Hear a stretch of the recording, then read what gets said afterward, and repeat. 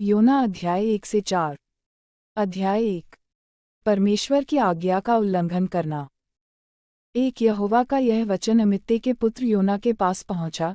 2 उठकर उस बड़े नगर नीनवे को जा और उसके विरुद्ध प्रचार कर, क्योंकि उसकी बुराई मेरी दृष्टि में बढ़ गई है। 3 परंतु योना यहोवा के सम्मुख से तर्शीश को भाग जाने के लिए उठा और याफा नगर को जाकर तर्शीश जाने वाला एक जहाज पाया और भाड़ा देकर उस पर चढ़ गया कि उनके साथ यहोवा के सम्मुख से तर्शीश को चला जाए। 4 तब यहोवा ने समुद्र में एक प्रचंड आंधी चलाई और समुद्र में बड़ी आंधी उठी, यहाँ तक कि जहाज टूटने पर था। 5 तब मल्लाह लोग डरकर अपने अपने देवता की दोहाई देने लगे और जहाज में जो व्यापार की सामग्री थी उसे समुद्र में फेंकने लगे कि जहाज हल्का हो जाए। परंतु योना जहाज के निचले भाग में उतरकर सो गया था और गहरी नींद में पड़ा हुआ था। 6 तब मांझी उसके निकट आकर कहने लगा, तू भारी नींद में पड़ा हुआ क्या करता है? उठ, अपने देवता की दोहाई दे।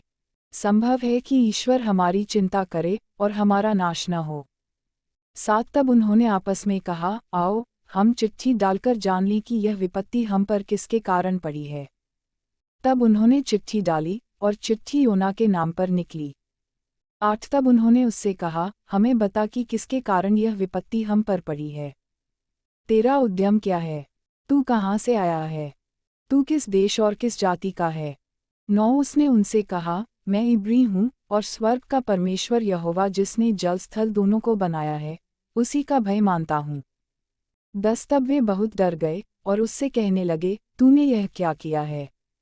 वे जान गए थे कि वह यहोवा के सम्मुख से भाग आया है, क्योंकि उसने आप ही उनको बता दिया था। 11 तब उन्होंने उससे पूछा, हम तेरे साथ क्या करें जिससे समुद्र शांत हो जाए? उस समय समुद्र की लहरें बढ़ती ही जाती थीं। 12 उसने उनसे कहा, मुझे उठाकर समुद्र में फेंक दो, तब समुद्र शांत पड़ जाएगा, क्योंकि मैं जानता हूँ कि यह भारी आंधी तुम्हारे ऊपर मेरे ही कारण आई है। 13 तो भी वे बड़े यत्न से खेते रहे कि उसको किनारे पर लगाएं, परंतु पहुँच न सके, क्योंकि समुद्र की लहरें उनके विरुद्ध बढ़ती ही जाती थीं। 14 तब उन्होंने यहोवा को पुकार कर कहा, हे यहोवा, हम विनती करते हैं कि इस पुरुष के प्राण के बदले हमारा नाश न हो और न हमें निर्दोष की हत्या का दोषी ठहरा, क्योंकि हे यहोवा, जो कुछ तेरी इच्छा थी वही तूने किया है। 15 तब उन्होंने योना को उठाकर समुद्र में फेंक दिया और समुद्र की भयानक लहरें थम गईं। 16 तब उन मनुष्यों ने यहोवा का बहुत ही भय माना और उसको भेंट चढ़ाए और मन्नतें माईं। 17 यहोवा ने एक बड़ा सा मच्छर ठहराया था कि योना को निगल ले, और योना उस महामच्छ के पेट में 3 दिन और 3 रात पड़ा रहा। अध्याय 2। योना की प्रार्थना। 1 तब योना ने उसके पेट में से अपने परमेश्वर यहोवा से प्रार्थना करके कहा, 2 मैंने संकट में पड़े हुए यहोवा की दुहाई दी और उसने मेरी सुन ली है। अधोलोक के उदर में से मैं चिल्ला उठा और तूने मेरी सुन ली।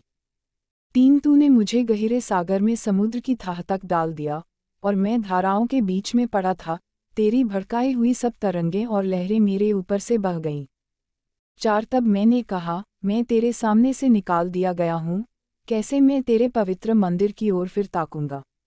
5 मैं जल से यहाँ तक घिरा हुआ था कि मेरे प्राण निकले जाते थे, गहरा सागर मेरे चारों ओर था और मेरे सिर में सिवार लिपटा हुआ था।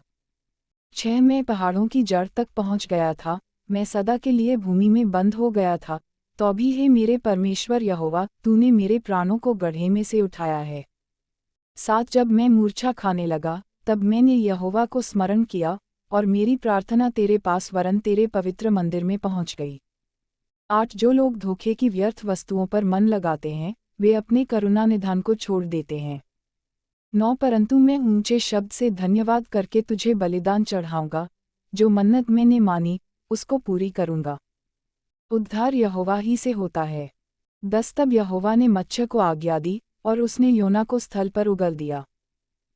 अध्याय 3। आज्ञा का मानना। 1 तब यहोवा का यह वचन दूसरी बार योना के पास पहुंचा, 2 उठकर उस बड़े नगर नीनवे को जा और जो बात मैं तुझसे कहूँगा उसका उसमें प्रचार कर। 3 तब योना यहोवा के वचन के अनुसार नीनवे को गया। नीनवे एक बहुत बड़ा नगर था, वह 3 दिन की यात्रा का था। 4 योना ने नगर में प्रवेश करके 1 दिन की यात्रा पूरी की और यह प्रचार करता गया, अब से 40 दिन के बीतने पर नीनवे उलट दिया जाएगा। 5 तब नीनवे के मनुष्यों ने परमेश्वर के वचन की प्रतीति की, और उपवास का प्रचार किया गया और बड़े से लेकर छोटे तक सबों ने टाटोड़ा। 6 तब यह समाचार नीनवे के राजा के कान में पहुंचा, और उसने सिंहासन पर से उठ अपने राजकीय वस्त्र उतारकर टाटोड़ लिया और राख पर बैठ गया। 7 राजा ने प्रधानों से सम्मति लेकर नीनवे में इस आज्ञा का ढिंढोरा पिटवाया, क्या मनुष्य, क्या गाय बैल, क्या भेड़ बकरी या अन्य पशु कोई कुछ भी न खाए, वे न खाएं और न पानी पिएं। 8 मनुष्य और पशु दोनों टाटोड़ें, और वे परमेश्वर की दोहाई चिल्ला चिल्ला कर दें और अपने कुमार्ग से फिरें, और उस उपद्रव से जो वे करते हैं पश्चाताप करें। 9 संभव है परमेश्वर दया करे और अपनी इच्छा बदल दे, और उसका भड़का हुआ कोप शांत हो जाए और हम नष्ट होने से बच जाएं। 10 जब परमेश्वर ने उनके कामों को देखा कि वे कुमार्ग से फिर रहे हैं, तब परमेश्वर ने अपनी इच्छा बदल दी और उनकी जो हानि करने की ठानी थी उसको न किया। अध्याय 4। योना का क्रोध और परमेश्वर की दया। एक यह बात योना को बहुत ही बुरी लगी और उसका क्रोध भड़का। 2 उसने यहोवा से यह कहकर प्रार्थना की, हे यहोवा, जब मैं अपने देश में था तब क्या मैं यही बात न कहता था? इसी कारण मैंने तेरी आज्ञा सुनते ही तर्शीश को भाग जाने के लिए फुर्ती की, क्योंकि मैं जानता था कि तू अनुग्रहकारी और दयालु परमेश्वर है, और विलम्ब से कोप करने वाला करुणानिधान है, और दुख देने से प्रसन्न नहीं होता। 3 इसलिए अब हे यहोवा, मेरा प्राण ले ले, क्योंकि मेरे लिए जीवित रहने से मरना ही भला है। 4 यहोवा ने कहा, तेरा जो क्रोध भड़का है, क्या वह उचित है? 5 इस पर योना उस नगर से निकलकर उसकी पूरब ओर बैठ गया, और वहाँ एक छप्पर बनाकर उसकी छाया में बैठा हुआ यह देखने लगा कि नगर का क्या होगा। 6 तब यहोवा परमेश्वर ने एक रैंत का पेड़ उगाकर ऐसा बढ़ाया कि योना के सिर पर छाया हो, जिससे उसका दुख दूर हो। योना उस रैंत के पेड़ के कारण बहुत ही आनंदित हुआ। 7 सवेरे जब पौ फटने लगी, तब परमेश्वर ने एक कीड़े को भेजा, जिसने रैंत का पेड़ ऐसा काटा कि वह सूख गया। 8 जब सूर्य उगा, तब परमेश्वर ने पुरवाई बहाकर लू चलाई, और धूप योना के सिर पर ऐसी लगी कि वह मूर्छित होने लगा, और उसने यह कहकर मृत्यु मांगी, मेरे लिए जीवित रहने से मरना ही अच्छा है। 9 परमेश्वर ने योना से कहा, तेरा क्रोध जो रैंत के पेड़ के कारण भड़का है, क्या वह उचित है? उसने कहा, हाँ, मेरा जो क्रोध भड़का है वह अच्छा ही है, वरन क्रोध के मारे मरना भी अच्छा होता।